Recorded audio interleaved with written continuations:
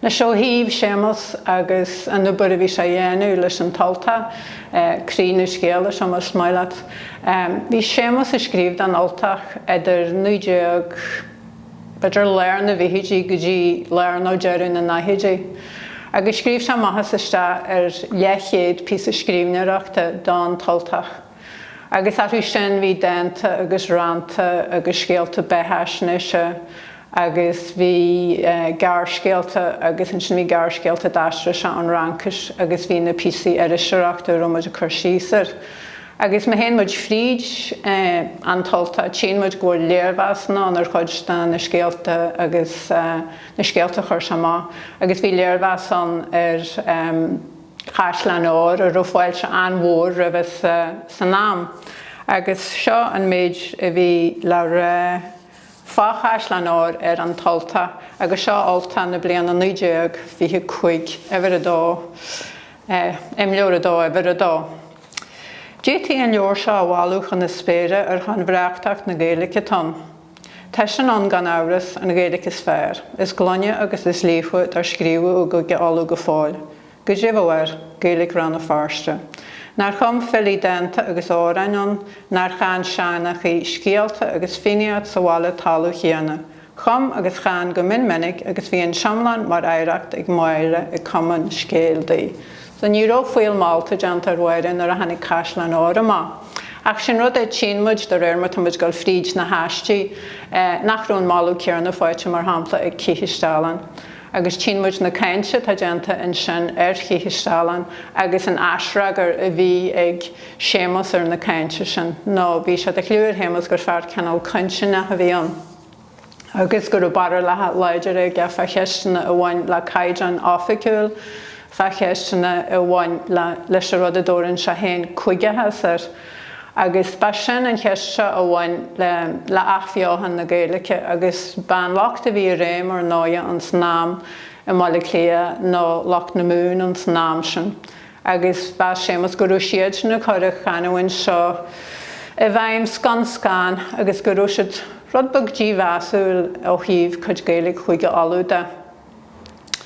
Agus bhí clíniú aige sin a bheith measara díomhasúil is cáil fásta na a bhí sé sin na cáinteartú sin na breithis an cheanhain leis dúcha ó thuirtear Gaeilge na mún. Agus bhí se nar cheart ghlacu le seo na go raibh tromlant na gcaintear ar fád a gcuige alú. Agus an áid tínmuid ggóil píosaí ar an tUltach fásta ag a dhéar ar seosamh, agus go mbíonn seisina círe na gceistena seo fásta. Agus go raibh seosamh an mhárúil gur Gaeilge chuige alú an léir cheanhaint, agus gur cheart go raibh muideine ar gáid ineart le bailí idir maidirta gúil an dón Gaelach ó chearí suasca na hinse gáil gur Gaeilge chuige alú an léir cheanhaint. Agus bhí tráchtaracht nám ar an cheist seo bhain le cacu a bhí Gaeilge chuige alú trúlaithe ag Gaeilge na Halban agus ná Gaeilge cheart a bhí an.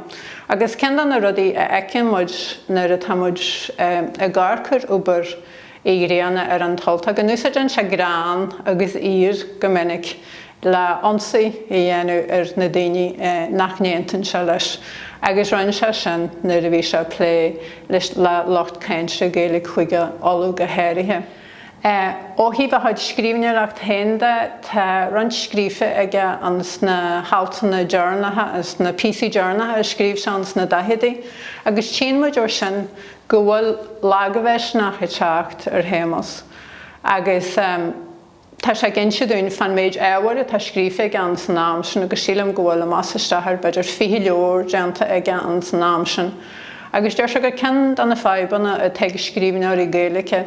Nar a héin siad ag an gúm agus ní measra mhór a bhí ag ar an gúm agus ní rúnar bí sin ar náide. Nar a rathid siad ag an gúm, nach an gúm sásta Gaeilge leotaí tUltach a ghlacu agus go rialtar siad mar hampla cara cainte chuig alú le sin Mac Grianna ar tús agus go rialtar siad coppla ceandach chuid leor a héin. Agus dúir sé fiún ar a chortha ábhar ag an tUltach nar a dhéanana aisrithe beidir go mé 8 mbliana sóideach chun leor sin amach, agus nar thucaid amach go mún Gaeilge tan muolaithe nar sin na nainthe sin ó bur a bhí deanta ag héin ón tús, agus bhí seo a tuairtelag visneachtá. Agus rud eile a chur ag ábhar lágachtaí ag stáithe, nar a chuir sé sin amach mar hampla mo bheith rá sin díolú 10 míle cóp den leor sin. Agus nar a bhí sé geirí, nar a bhí muidir tarann sníar na daithidí, bhí beidir 2-3 leor Gaeilge díol. Agus bhí na naimh seo stáithe agan i gcónaí le pobl na Gaeilge, go mbíonn pobl na Gaeilge a geirí aiseanna a go minic na mbíonn siad a gúsáid chuid na haiseanna chur ar fáil. So grú sé bhí sé le léirú ar chuid den ar seoireachta ranse ar an tUltach. Guró deacrachtaí ag scríbneoir i Gaeilge a methe a thabhairt dír ar an scríbneoireachta bhain. Agus luíonn sé sin gur sin in éon chúis a sé sin leis an aistrithan sé sin le na bheithe a thabhairt dír. Bhí beidir buaic fan seo bhain I bhí léirithe a gcuid den na háaltaine sin, agus ba sin ar tháinig de Valera a raibh.